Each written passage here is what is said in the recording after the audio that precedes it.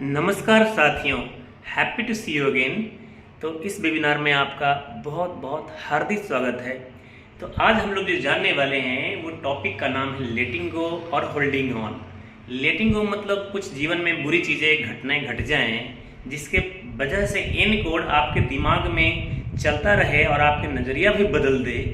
उस N code को निकाल के बाहर फेंकना है, इसको लेटिंग गो कहते हैं। और होल्डिंग ऑन, कुछ सुखद घटनाएं जीवन में घटी हैं, जैसे आप सफलता जैसे हासिल किए थे, तो उस सुखद घटनाओं को आप अपने जेहन में रखें, क्योंकि वो आपके पॉजिटिव वाइब्रेशन क्रिएट करते हैं और आपको आगे बढ़ने में एम्पावरिंग का काम करते हैं, सपोर्ट करने का काम करते हैं। तो अब जो आपके दिमाग में पहले जो हुई घटनाएं जिसकी वजह से एन कोड डेवलप हुई हैं, वही बातें लेके आज आप भी बैठे हुए हैं। जैसे सपोज कीजिए कि एक लड़का जो है दिल्ली में रह के आईएएस की तैयारी करता है और उसका पूरा अटेम्प्ट खत्म हो गया। 10 साल में जो भी अटेम्प्ट लेने थे उसके सारे के सारे अटेम्प्ट खत्म हो गए। अब वो वापस लौट रहा है, कुछ आईएएस का एग्ज़ाम भी नहीं क्रैक कर पाया। अब उस बच्चे के जेहन में क्या दिमाग में आएगा?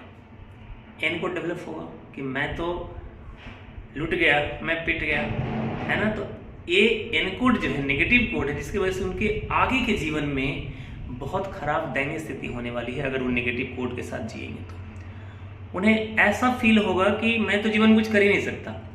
जबकि मैं ये कहता हूँ कि उस एन कोड को पॉजिटिव कोड यानी एम्पावरिंग कोड में हम कन्वर्ट कर सकते हैं। आप 10 साल मेहनत किए, जितने अटेम्प्ट थे सारे के सारे मेहनत किए, और उस समय तक आप जो है उस मोमेंट तक अपने आप पेशेंस को बनाए रखे, तो आप और कुछ बड़ा करने के लिए पैदा हुए हैं। आप फेलियर नहीं हैं। आपने उन 10 बार अटेम्प्ट में बहुत कुछ सीखा है।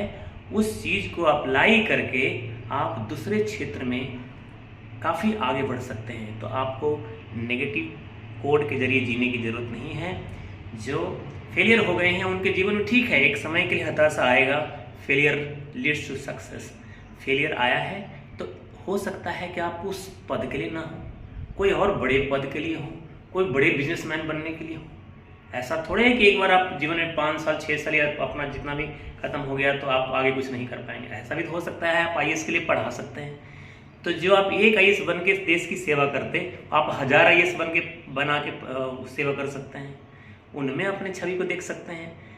तो ये तो हुआ एन कोड को हटा के, मतलब लेटिंग गो करके और एम्पावरिंग कोड को जनरेट करके लाना और आगे जीवन में आगे तरक्की करना। तो अब कुछ ऐसी सुखद घटनाएं, अब देखिए जो व्यक्ति जो है ऑलरेडी सपोज कीजिए कि वो सक्सेस हो चुका है, आईएएस के एग्ज़ाम में, आईपीएस के एग्ज़ाम में सफलता हासिल कर ली है, तो उनके परिवार में, उनके घर में सुख शांति की लहर होगी। हर जगह पे खुशियाँ ही खुशियाँ होगा। हर जगह पे लोग जो है खुशियाँ मना रहे होंगे, उनकी बड़ी स्वागत हो रही होगी। वो जहाँ जाएंगे वहाँ उस ऑफिस में स्वागत होगी और हर जगह पे उनकी सुखद घटनाएं होने वाली हैं।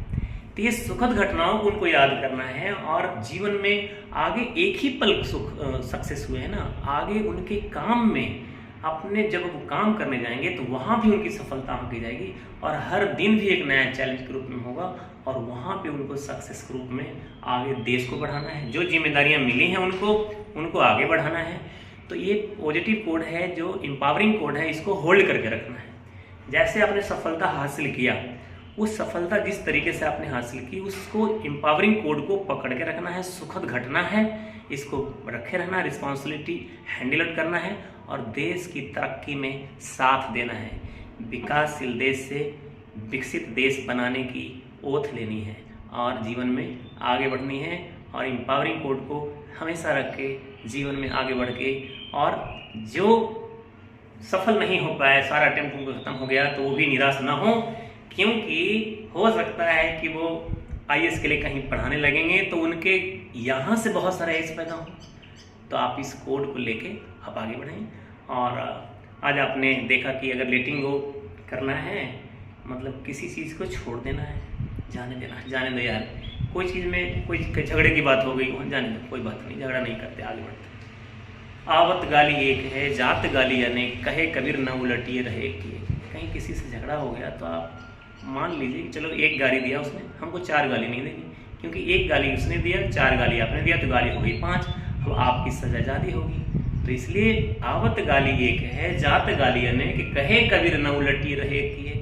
तो एक ही गाली रहने दीजिए, झगड़े बढ़ाना नहीं है, लेटिंग गो करना है इस चीज़ को, और होल्डिंग ऑन, जो अच्छी चीज़ें जीवन में घटी हैं, सुखद घटनाएं घटी हैं, उनको होल्ड करके रखना है, पकड़ के रखना है, क्योंकि जीवन में और भी सक्सेस हासिल करने हैं, पग पग पे हमको सफलता हासिल करनी है, और ये सब होते हुए भी ईश्वर को हर समय याद करना है। बट अब दिक्कत ये है कि आप ईश्वर जानते नहीं तो याद कैसे करेंगे। तो सबसे पहले आपको गुरु बनाने पड़ेंगे, गुरु ढूंढना पड़ेगा। जीवन मरण के चक्रों से बचना चाहते हैं, 84 लाख जन्मों में आने जाने से बचना चाहते हैं, तो गुरु धारण करना पहले होगा। जब राम और कृष्ण जी गुरु बनाते हैं तो हमें और आपको गुरु बनाने में क्या दिक्कत है। तो पहला अटेम्प्ट है आध्यात्मिक मार्ग में गुरु बनाना, फिर भक्ति करना उनके अनुसार। अब हजारों गुरु में सब गुरु सच्चे नहीं हैं, जिनका ज्ञान गीता, वेद, कुरान, बाइबल, गुरु ग्रंथ सारे धर्मों से मेल खाता हो, सब में जो अच्छी जो चीज़ है, जो मक्खन है, वो निकाल के हमें बताता हो।